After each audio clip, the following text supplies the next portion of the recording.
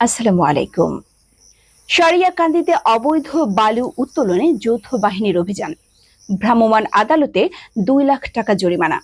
বগুড়ার সারিয়াকান্দি থেকে রাশেদ মণ্ডলের তথ্যচিত্র দেখুন বিস্তারিত। বগুড়ার সারিয়াকান্দিতে অবৈধভাবে বালু উত্তোলনের দায়ে 2 জনকে আটক করেছে যৌথ বাহিনী। মঙ্গলবার সকালে ইউএনওর নেতৃত্বে উপজেলার নার্সি ইউনিয়নের উত্তর গণকপাড়া এলাকায় অভিযান চালিয়ে অবৈধ বালু ব্যবসায়ী বুলবুল আহমেদ ও শাহিন আলমকে আটক করেছে যৌথ বাহিনী।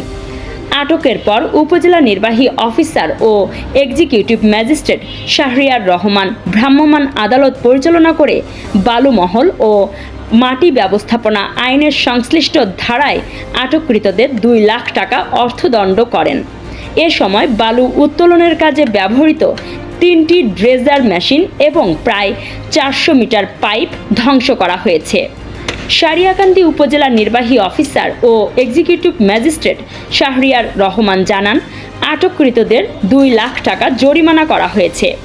জরিমানা অনাদায়ে কারাদণ্ড প্রদান করা হবে। এমন অভিযান চলমান আছে এবং ভবিষ্যতেও অব্যাহত থাকবে বলেও নিশ্চিত করেন এই কর্মকর্তা। পক্ষ থেকে তারা গোয়েন্দা তথ্যের ভিত্তিতে আজকে ভোরে এখানে অভিযান পরিচালনা করে।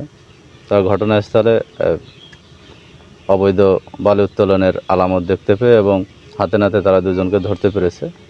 তো পরবর্তীতে তারা আমাদেরকে সংবাদ দেয় এবং আমরা ঘটনাস্থলে এসে মোবাইল কোর্ট পরিচালনা করি।